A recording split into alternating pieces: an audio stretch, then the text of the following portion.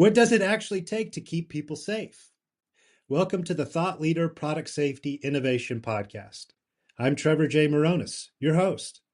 Every day, products reach consumers with gaps that compliance alone can't catch. And the people working to close those gaps are the ones you'll hear from here. Each episode, we connect with leaders shaping product safety and public health, representing one of the four pillars driving real change: alliance, advocacy, awareness, and activism. Welcome. I'm Dr. Darin Detwiler, and it's a great pleasure to be here. Yes, I am.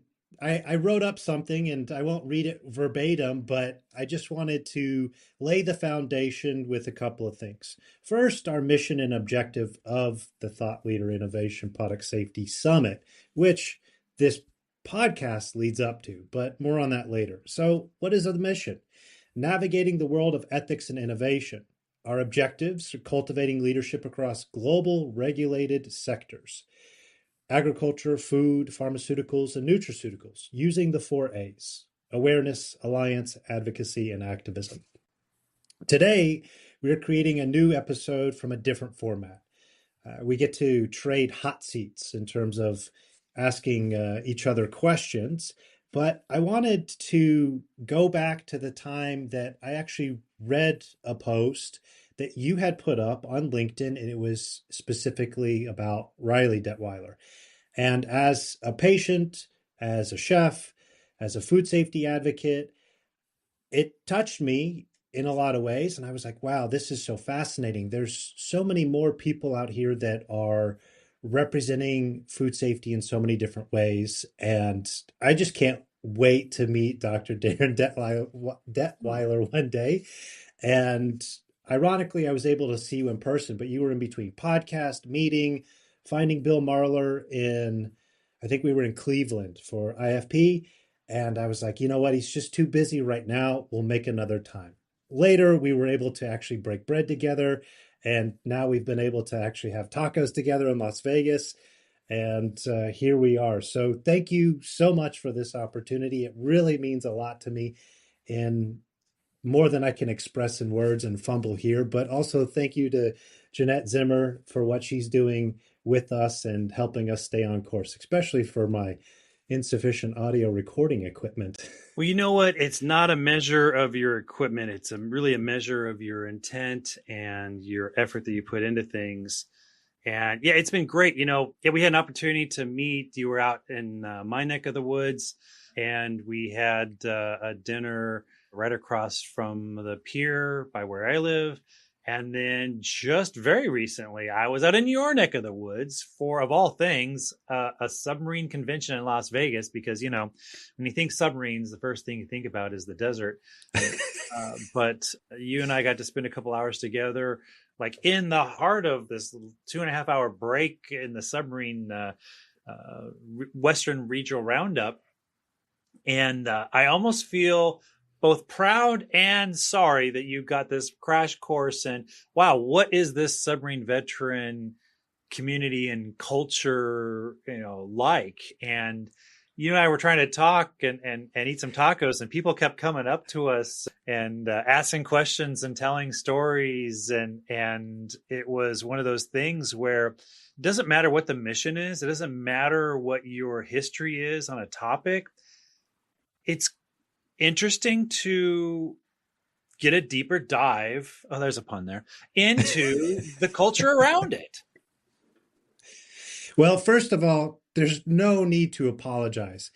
Second, it was really enjoyable to be in the mix of that. And the food was getting cold, but we were in no particular rush because we had this allotted time to kind of do whatever we wanted. And there was no specific agenda. Therefore, we were able to make it happen. It was funny that there was a couple of individuals that came back and they were like, Darin's recruiting this individual. Like, where are you based out of? What branch of military? Oh, no, sir, I'm sorry. I appreciate your service, but I am not a part of the military. I'm not sure that I meet all the requirements. Well, there's always these assumptions that if you're in this culture, in this gathering, that you have certain functions or certain job titles, or that you're within a tight construct of your position. And that has been one of those things that has been so fluid in my role. And over 33 years now within the food safety community, I came in through tragedy. And initially, I don't know if I told you this, but I was being interviewed by the media, and then I'm meeting with the Secretary of Agriculture, and then I'm going to meetings, and then I'm attending certain events, certain industry events, and I'm doing radio work and television work and newspaper work. This is early 1990s to mid 1990s. I'm talking about specifically, and there was a period of time where there was significant backlash because I was bringing in all too unfortunate and emotional story to the conversation. And I was labeled as the crying mom who wore pants. Who was casting this particular nonsense? These were executives within the meat association, the meat industry.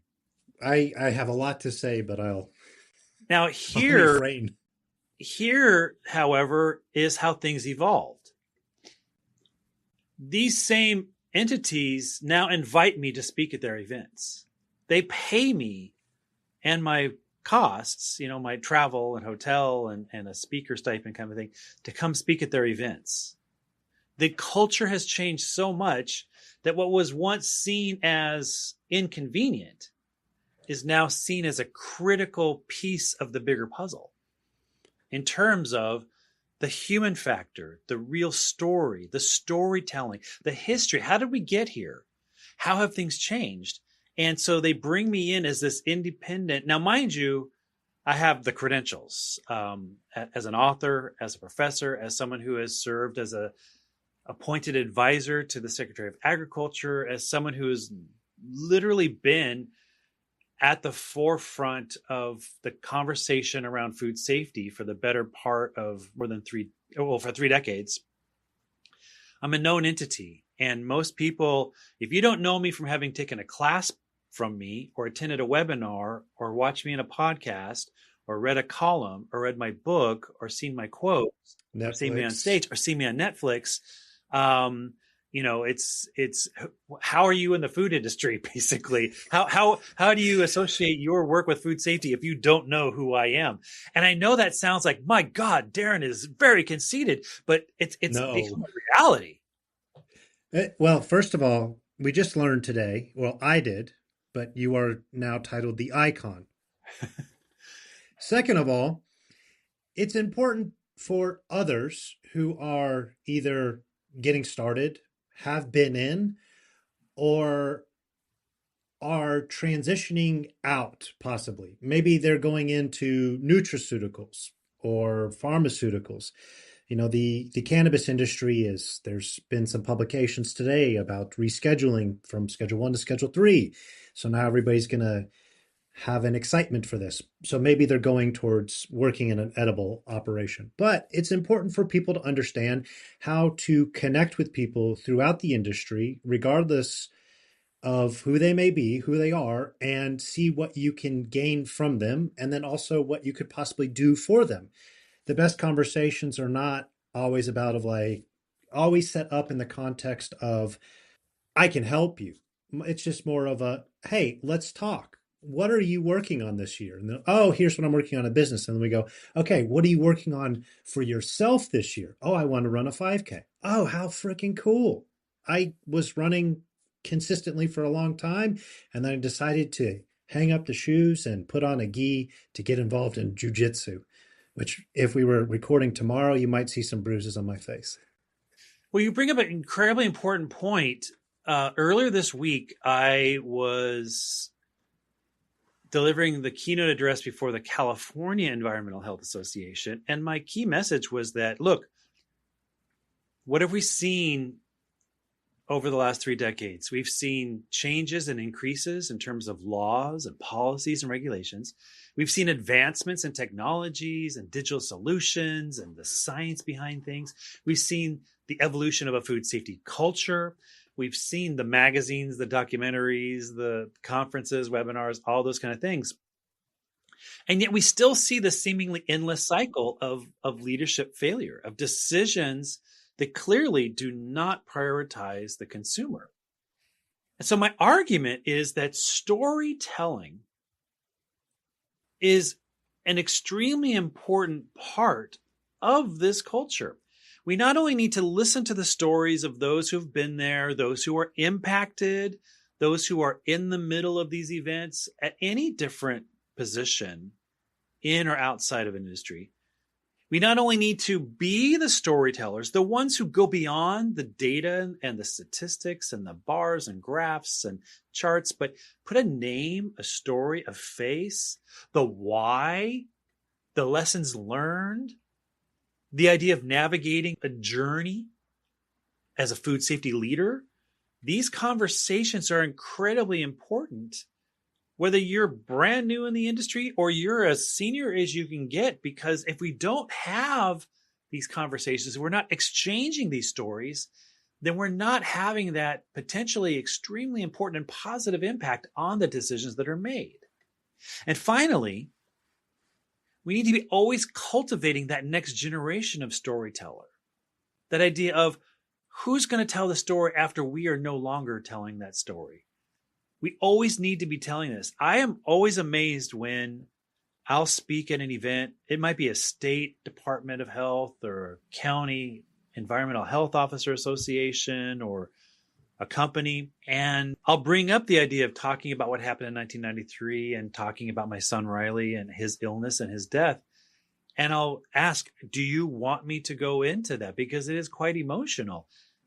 The number of times that organizers come back and say, oh, we need this because so many of our stakeholders, our workforce, our employees, whatever, they've never heard this. They've never talked to people who've been impacted by a failure in food safety, by a contamination, by a pathogen out of control, people who've lived through and beyond the death of a family member. It's just a number. It's just a statistic. It's just an estimate in their eyes. We need to hear this real story. So, if you asked me 30 years ago, would this story still be relevant and important today? I don't know if I would have been able to answer that. You asked me today, and I think that, strangely enough, it's more important today than ever before. Yes. You recently asked, and this was more for anybody to answer the question, but what captivates you within a podcast, a lecture, a webinar? I don't know if it was specific to all three, but that was the first thing that came to mind when I saw it. It's the storytelling. It's for me to relate with something, whether it's a piece, a segment, a sentence, or the entire component of it. Working with one of my mentors, Scott Forgy, I've been taught that we're really all one. He says we're UN. We're all interconnected, regardless of whatever borders, wherever we are geographically, that we can all actually connect. And then we went on to talk about traditions. Where do we connect with people? At a table, breaking bread together, sitting down, sharing something. Or it can be on a walk. One of my favorite things to do is go out and walk around the business complex. And my wife laughs at this. She's like, you're getting so old, because now I have an app on my phone from Cornell that tells me what birds are in the area. I'm like, this is so cool. I wonder what other birds we're going to find when we're in Yellowstone National Park. The point I'm conveying is, I think if we were to remove ourselves from screens and communicate more effectively face to face with people, or if it has to be in between screens, so be it. Let's leverage the technology that we have in place, but also understand that everyone can be different, but we're all so very similar at the same time. I'm glad you brought up the walkabout. I just was talking about this recently. I used to be a public school teacher. I taught high school and middle school for 16 years. Like you always have like a prep period. Let's say there's 6 periods, but you only teach 5 periods, and then 1 period you have for lesson planning and stuff like that. And you can never do all that stuff in that time. There was another guy, he was in the Army, and he and I had the same prep period, and we would go for a walkabout like every Tuesday during our prep period kind of a thing. And I remember being asked, why do you do that?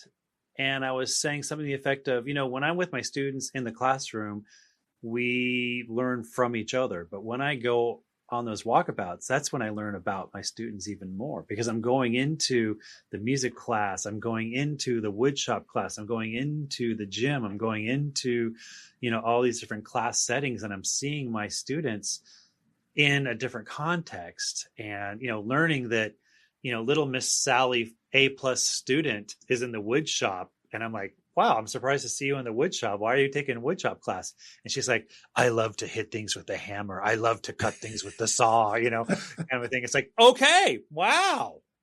Don't get her angry in class.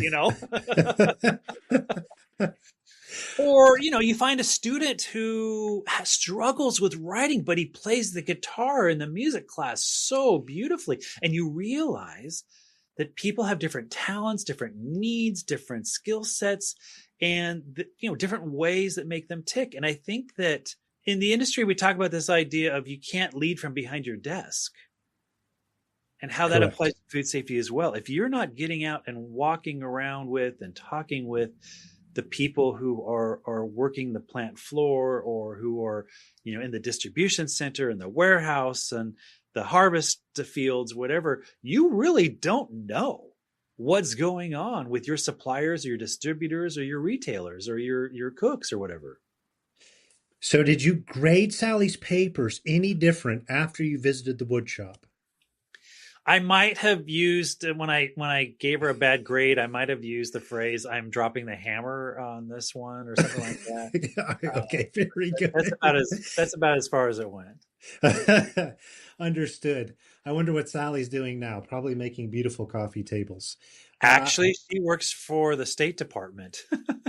oh, okay. I Very happen to cool. know she is an expert in Asian language and policy, and she works for the State Department, Very cool. which makes me very old, of course, because Age is mind over matter. If you don't mind, it doesn't she matter. was, she was my young student long ago, and now she's this kick-ass, political, or not political, but whatever, a government appointee kind of person or whatever.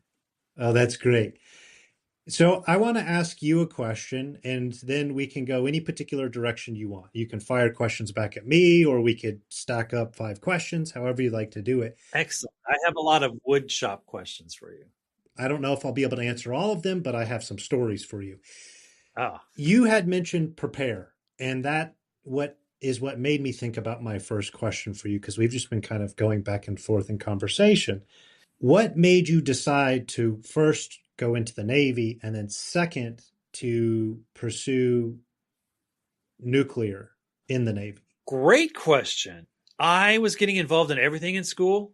Uh, by my senior year, I'd been in band forever. I'd been in student government for many years. I'd been in school newspaper.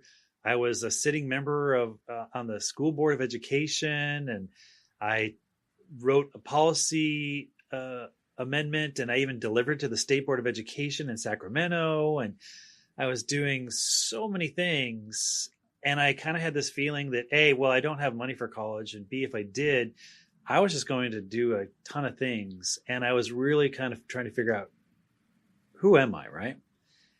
And there was one of those career fair things, and there was a Navy recruiter there. And he came up to me and he's like, what do you want to do? Why would you want to join the Navy, kind of a thing? And it came down to, I want to test myself. I want to take on the greatest challenge to see what I'm really capable of. And he goes, well, you become a Navy SEAL. I'm like, no. You already drew the line there. I knew myself enough for that one. Or you could go to the Naval Nuclear Power Program and become a nuclear engineer. I'm like, tell me more. Because, it's not like I didn't know what a nuclear reactor was, but I didn't know really anything about a nuclear reactor. And so he told me a little bit about it. And then he started talking about submarines and how it's like this kind of elite, volunteers only, such a small percentage of the Navy would serve on a submarine, and serve as a nuclear engineer in a submarine. And I'm like, that sounds about as tough as could be. Sign me up. And I remember thinking that, this was going to be the greatest test of what I'm capable of doing. and the schools were tough. It was 2 years of schools. And by schools, we're not talking like college. We're talking, 7 a.m. to 11, and then an hour for lunch, and then noon to 5, then an hour for dinner. And then you go back and study until 9 o'clock at night. And every Friday you took a comprehensive exam. And at 7 o'clock on Friday evening, you were to go and see, they would post the results. They would print them out and tape them to the inside of a window and basically say, there's a yellow highlighted line, and below that is the bottom 10% of the scores in the class. If your name is below that yellow line, come back with your bags prepared Monday morning to ship out. You're out of the school. You're out of the program. Like a complete discharge? No, I mean, you'd be shipped to a different program. Okay, all right. Out of the nuclear program, you'd be, you'd go to some other school, some other program, some other job, but you're still in the Navy. Got it. 6 months of those tests, 6 months of for that one school, and then went on to operating a reactor in a land-based scenario, and then ultimately got to my submarine and got qualified all these different watch stations. This is in the 80s. Became a nuclear engine room propulsion plant supervisor and a quality assurance inspector and supervisor, and doing all this work, and ended up getting married and having a young family along the process. And I left the Navy thinking that I had left the most challenging, the most dangerous environments behind me. I had no idea that within 6 months of me leaving that, as I was transitioning to civilian life, but also as an instructor in the reserves, I had no idea that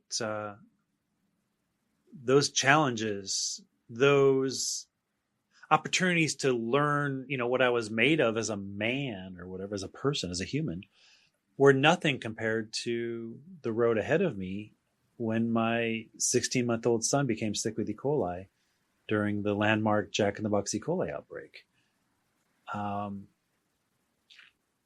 That whole period of time, which is actually from the time where he was found to have symptoms to when he died, we're talking about a month. It was that fast.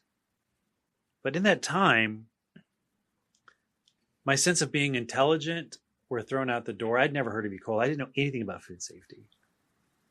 My sense of being a 24-year-old and thinking that I was immortal, because when you're 24, you think you're closer to being immortal than other times, than when you're my age. Thrown out the door. Any sense of spirituality, thrown out the door. Any sense of, I did this for my country, I'm owed this, I'm owed good news, I'm owed a good outcome, out the door. Any sense of those things were all completely changed. And then there's this whole element of, father should never outlive his child. And then when you're faced with this idea of, I may have lost my son, but my son, I don't want to live in a world where I don't want to live in a universe where my son lost his father. So what do I do as a father in this situation? And I didn't know, but I knew I didn't have the answers, but I was never going to let go of that question. Fast forward 33 years, I am very proud and fulfilled. I guess the idea of a legacy, I initially thought I was building a legacy for my son. And along the way, I came to accept the fact that I was building a legacy for myself as well. Wow. It's a profound story. I've read about it, and I'm fortunate to have these conversations where we actually talk about Riley. And I recently listened to one of the episodes where you were talking about gloves and the reality of how gloves are really not that clean. And this particular day on Riley's birthday, there's something for Riley still. And I was like, wow, this is amazing. It's such a very unfortunate situation, but what is happening now is very uplifting. It's very encouraging. It's fuel for the fire. I think that we can both recognize that between 1993 and today, it's not just the culture within the food industry that's changed. It's the consumer, the human culture that has changed as well. Whether you look at it as, oh, this is because of social media, people don't just search for answers to their questions. They become subscribers or followers or members, or they start generating their own videos or posts or stories and sharing their stories, and even kind of, um, their support for policies or for agendas around things that impact food and food quality, food safety, food defense, food security, availability, that kind of thing, sustainability, and even food authenticity, more so today than ever before. We've always been very connected to our food, but for far too long, we've taken much about food safety for granted. A lot of this has to do with how far we've become distanced from our food. The historian in me would point out that during World War II, we talked about making sure we were rationing foods. We were making sure that our troops were fed. We had victory gardens. We were, up until this point, we were very much closer to our food. Even with people having moved in the earlier part of the 20th century to the urban centers, we still were a bit more closer to our food than we are today. After World War II, we moved into not only materialism and consumerism, because now we're done with resisting and holding back and doing without and feeling deprived. We're going to focus on, things. We saw everything from the fast food industry, which came about with the growth of the auto industry post World War II and the movement of people.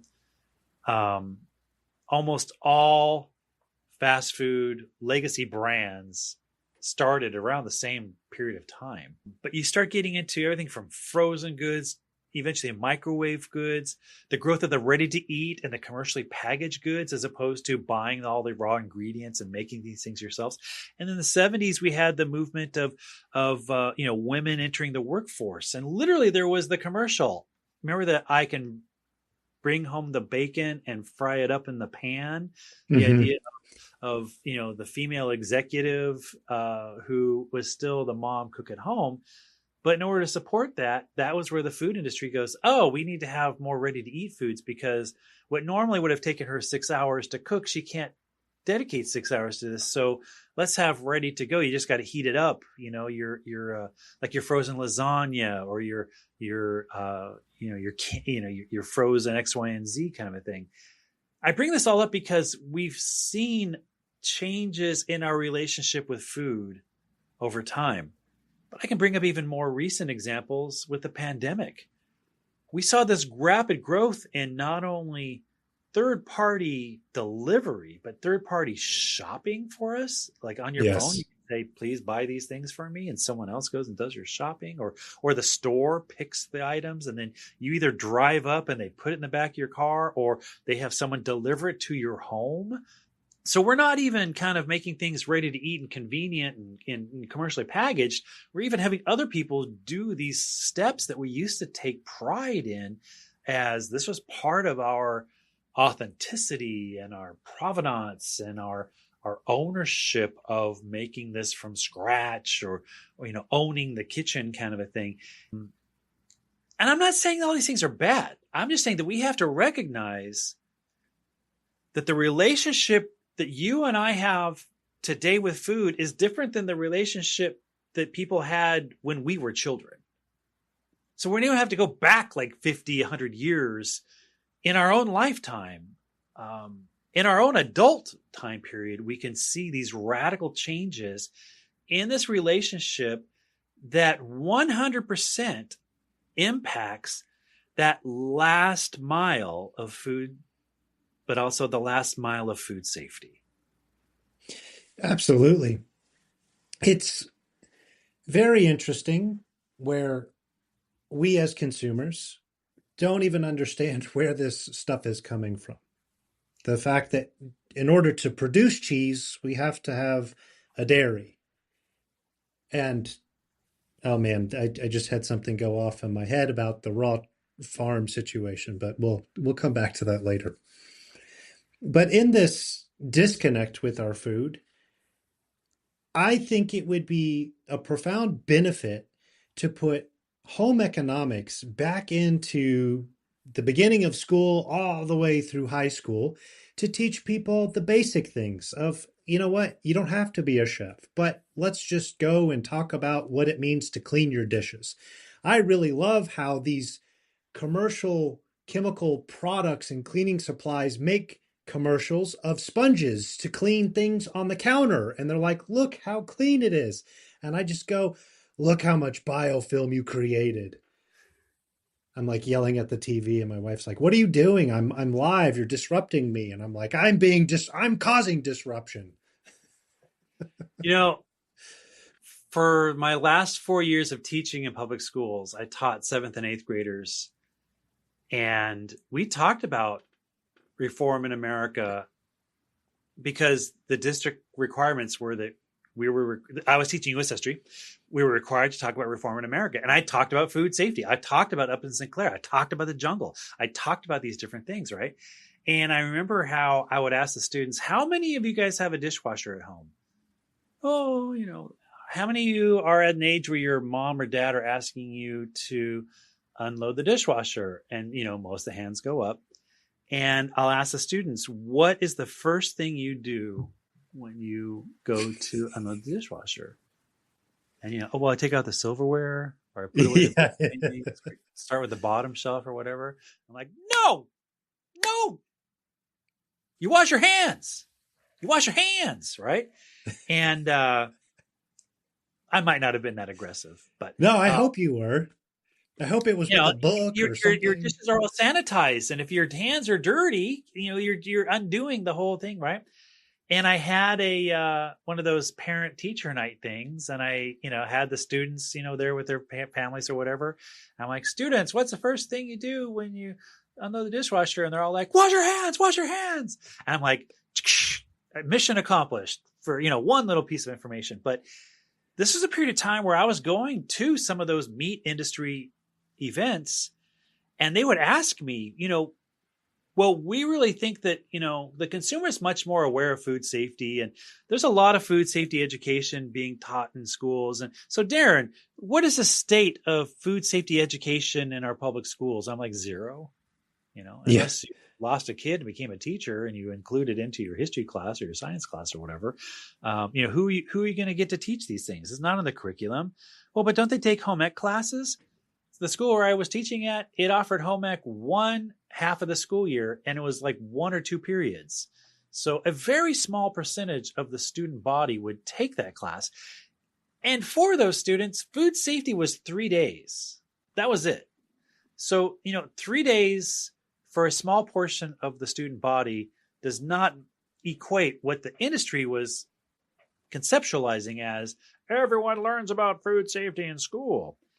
At the same time, I'll remind them that when there was an effort to get salmonella as an illegal adulterant in poultry, and the USDA was sued, and in the court case, the USDA lost. The USDA was not able to declare, unlike what they did with ground beef and beef with E. coli, they were unable to make it such that salmonella is an illegal component, or an illegal adulterant, excuse me. And in the judge's, have you ever seen this? In the judge's decision, I am not paraphrasing. Well, I am going to kind of paraphrase it, but I'm not putting words into this. The judge said that part of his decision is that the American woman knows how to cook a chicken in their home and is able to cook it properly to kill any pathogen. I had no idea that was said. Regardless of it being a male or female, what a moron. That's my response. I can't believe this person You're is not a alone. judge. You're not alone. And it's not only sexist, it is so full of assumption. And it's so indicative of this fact that this industry win is where we now put the responsibility onto the shoulders of the consumer and take it off of the shoulders of the industry. And that becomes problematic, whether we're talking about food, automobiles, planes, you name it. We have to have the industry being held accountable to some extent there. It's mind-boggling how, with this evolution of food and we as consumers are adjusting, there's such a big push for nutraceuticals, well, as well as pharmaceuticals for one's health, which as a patient, I really don't get along with pharmaceuticals just as an individual person. But I also watched a lot of people in Southern Kentucky wither away on pharmaceuticals, literally just, go straight down. It's like, I think that we could change a lot of this. And the nutraceutical side is like, oh, you can get all the collagen you need. You can get all the protein you need. That, as a former chef, that drives me freaking crazy. The amount of protein that is in everything else. When Starbucks came out with their crap about how you can put protein in your stuff, I was like, why are you being so effing lazy that you can't even take the time, mind you, to one, sit down and have a meal, but two, that you can't do this at home? There's some good products available, but at the same time, we're working harder. We're not working smarter. We're not getting healthier. It's quite the opposite. Well, we're also thinking that let's gravitate towards what's convenient. You Con- know, convenient with air quotes. yeah, convenient with air quotes.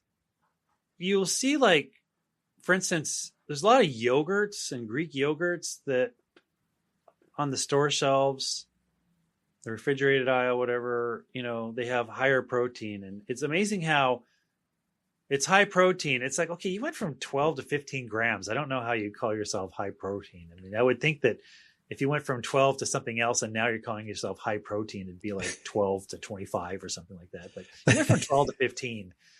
You go down the aisle in Costco, all the high protein stuff, it's all like snack bars and, you have high protein potato chips and high protein snack bars and high protein power bars and high protein supplements and high protein this. And it's like at a fast food restaurant, you ever see any indication of them increasing the protein in a hamburger or in a taco or whatever? I don't necessarily see Not that. unless you're doing double doubles, man. Exactly. Exactly. if you double the meat, maybe if you add some beans or something like that, I don't know. But Sir, it's you so can add weird bacon how for $1. It's that's thick true. and smoky.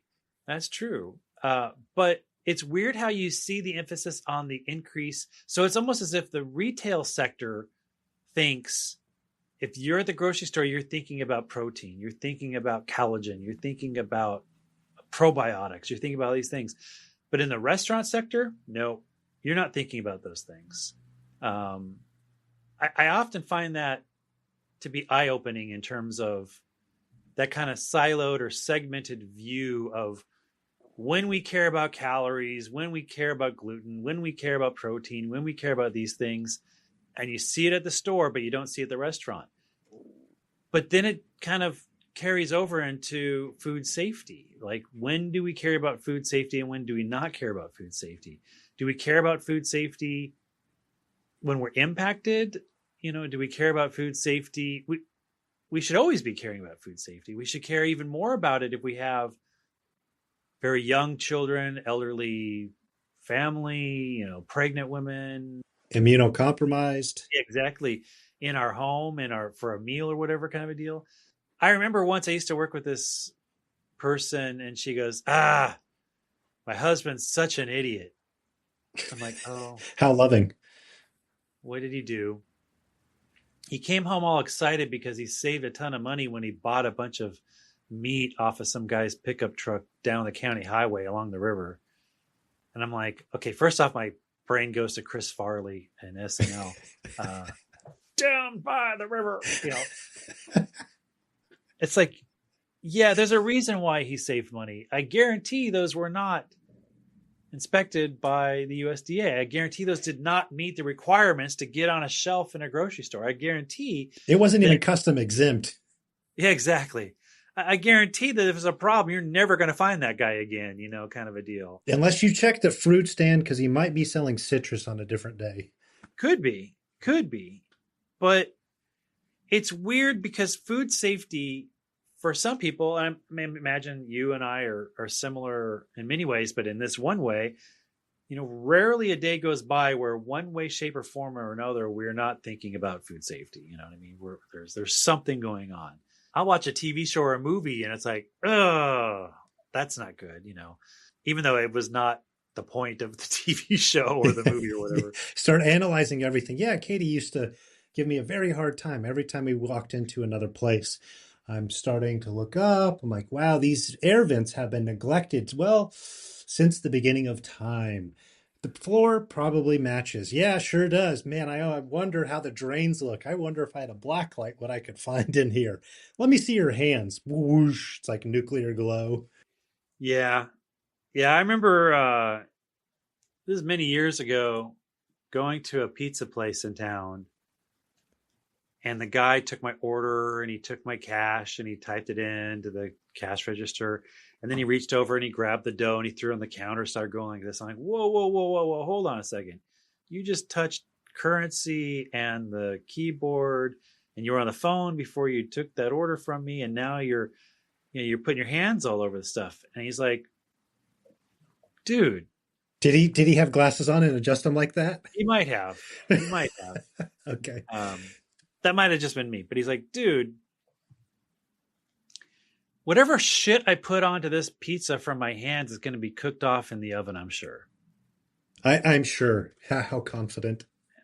And I'm like, how about you not put it onto the pizza, kind of a thing. And I've gotten responses like that so many times. This is why I do the Confessions of a Food Safety A-Hole podcast, because I know that when I say things, there's a 50-50 chance that I'm going to be thanked or treated as an a-hole. A number of weeks ago, I was at an outdoor restaurant and I asked for an iced tea, and it was like, I think it was before 5, so I had to go up to the bar. I'm like, sure. So I go over to the bar and ask for an iced tea, and the woman, she grabs the glass and then goes with the ice. Oh, was it an actual glass? Was it? Yes. Jeez. Yes. You're bringing up a lot of stories for me to share with you. And I'm like, you're supposed to use the scoop. You can get glass in the ice, and how can you tell? And you can cross-contaminate, blah, blah, blah. And she gave me I've worked here for 10 years. I think I know how to put ice in a glass. And I'm like, well, I've been in food safety for 3 times as long. And I can tell you, if you simply look at the county health department, they'll say, definitely you are not allowed to do anything other than use a scoop for putting ice into a glass. And just because you've been doing it wrong for 10 years doesn't justify it, kind of a thing. And the huffing and puffing that I get, kind of a deal. There was an incident years back at Five Guys. And now, mind you, I did not eat red meat for about 20 years. And then it got to the point where I was involved in so many investigations and after incident reports, and it's involving all foods. And it's like, well, if I were to avoid everything that was ever a culprit or suspect food, there'd be nothing left. And so I end up eating a hamburger, ask for it well done. I get it. It's so raw. It's red in the middle. And I took it back to the counter, and the guy's like, wow, that is undercooked, dude, So I'm like, well, who's in charge? Oh, I'll get Russell out. Russell comes out, and he looks at it and he goes, well, I'm sorry this happens, And I ask him, what are you using for time and temperature control of your burgers? And he goes, well, we're allowed to get away with only testing the temperature of ovens once every 2 hours. And you got to understand, sir, that we cook some 500-600 hamburgers a day, and we can tell when they're cooked. And I reminded him that that really doesn't work here. And by the way, let me whip out my business card. And you just said the wrong thing to the right or wrong person, depending on how you look at it here. And I've never been back since. I've never been back to that restaurant. That's one of the restaurants on my list that it's like I'm beyond, the fool me once, shame on you, fool me twice, shame on me kind of a thing. I'm the, you know, do me wrong once and you'll never see me again. Absolutely. I can absolutely relate with that. Well, we have to remember that as consumers, that their biggest fear, the industry's biggest fear, is that we will know too much and that we will vote with our food money and decide to go elsewhere. That's what happened with Chipotle. Their massive economic impact from all those outbreaks they had in rapid succession. That was not because of federal fines or court fees or anything like that. That was because people decided to go elsewhere. And we need to resist becoming myopic, and we can't forget this company prioritized their profits over us. Hey Trevor, you ever watch a TV show and the main character is in the middle of something and there's like there's more of the story, but the hour is up and you're gonna be thinking, oh, they're gonna say to be continued, and they're like, no, I'm gonna have to wait till next week. You ever seen TV shows like that? All the time. Katie loves to watch the murder mystery stuff, and she's like, wait a second, what do you mean I have to wait a week or next season until the next episode? Oh my gosh. Well, spoiler alert, there's much more to this story, and people are going to have to wait until the next part of this episode, part two, for the conclusion of our conversation here today. So stay tuned and check out part two of this episode, and we'll see you on the other side. Yes, we'll see you soon. And don't forget to subscribe on Spotify or Apple Podcasts, because then you can get immediate updates when the next episode launches. You can also check it out on Substack, where there's sometimes even some clips for things that are coming to fruition. Thanks for listening to the Thought Leader Product Safety Innovation Podcast. If this conversation raised new questions or perspectives, we invite you to continue it with us at the upcoming Thought Leader Summit this summer. You can find more details in the show notes. Until next time, keep asking the questions that matter.